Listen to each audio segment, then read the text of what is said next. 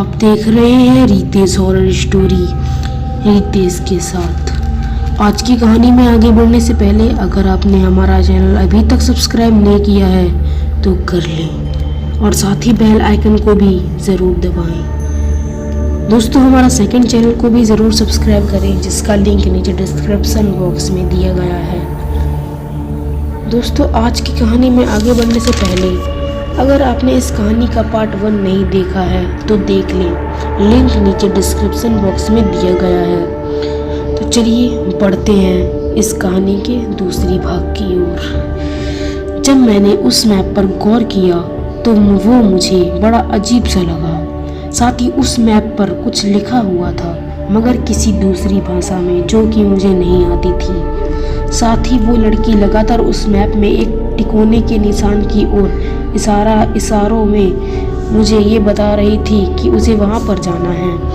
मैं पहले से ही लंबे सफ़र के चलते काफ़ी थक चुका था, तो मैंने उस लड़की को इशारों में ये समझाने की कोशिश की कि आज रात के लिए मेरे घर चलो, कल सुबह ही इस जगह चले जाना, और अभी रात भी काफ़ी हो गई है। मगर पता नहीं क्यों वो लड़की मेरे इशारों को समझ ही नहीं पा रही थी।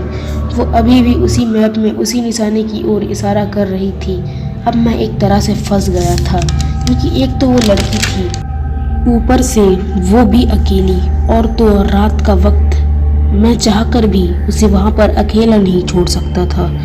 मैं अभी यही सोच रहा था कि इस लड़की को कैसे अपनी बात समझाऊं कि वो लड़की वहीं एक पत्थर पर बैठते हुए मुझे भी अपने बगल में बैठने का इशारा करने लगी। इस पर मैंने भी उस पर वहाँ से चलने का इशारा करते हुए कुछ कदम उससे दूर जाने लगा ताकि वो समझ जाए कि मैं उसे यहाँ से चलने के लिए कह रहा हूँ। मगर मुझे दूर जाते देख वो लड़की एकदम से दौड़कर मेरे पास आई और मेरा हाथ पकड़कर अपने साथ वहीं बैठा लिया और उस मैप को दिखाते हुए उस पर लिखे एक नंबर की ओर इशारा करने लगी। मैंने उसे पूछा भी, ये क्या है? मगर मेरा पूछना और ना पूछना सब बराबर था। अब लगभग रात के 3 बजने वाले थे और वो लड़की मेरे कंधों पर अपना सिर रखकर मेरे हाथों को कसकर पकड़ रखी थी। शायद उसे इस बात का डर था कि कहीं मैं उसे वहाँ अकेला न छोड़कर चला जाऊँ। मैं भी अब सुबह होने का इंतज़ार करने लगा था, क्योंकि अभी तो कुछ नहीं हो सकता था। अब धीरे धीरे मेरी भी आंखें भारी होने लगी थी कि तभी मुझे किसी गाड़ी के आने की आवाज़ सुनाई दी। जब मैंने अपना सिर ऊपर उठाकर देखा तो वो शायद कोई बस थी जो हमारे तरफ ही आ रही थी। जब वो बस हमारे थोड़े करीब आई तो मेरी नज़र बस पर अजीब सी भाषा में लिखे उन नंबरों पर पड़ी, जिसे देखकर ऐसा लग रहा था कि मैंने ये कहीं ऐसा ही लिखा देखा है। फिर मुझे याद आया कि ये तो उसी भाषा में लिखा है जिस भाषा में उस मैप पर लिखा हुआ है।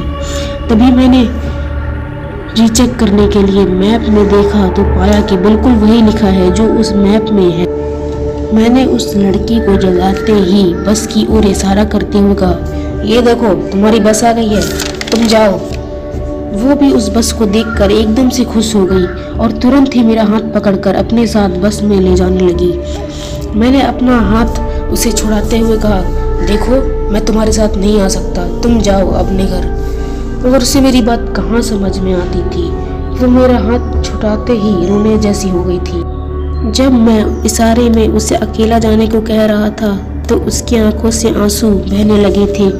वैसे तो मुझसे उसके आंसू देखे नहीं जा रहे थे, मुझे भी कहीं ना कहीं इस छोटे से वक्त में उसे लगाव हो गया था। मगर इसका मतलब ये नहीं था कि मैं उसके साथ चला जाऊं। मैंने उसे बस के अंदर बैठाते हुए एक बार फिर इशारों में कहा, अब जाओ, मैं नहीं जा सकता।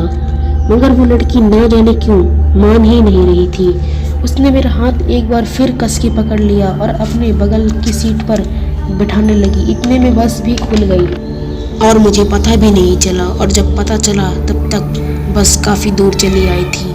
मैंने बस वाले को बस रोकने को भी कहा, मगर उस बस वाले ने एक बार भी पलट कर देखा तक नहीं, मानो उसे मेरी आवाज़ सुनाई ही नहीं दे रही हो।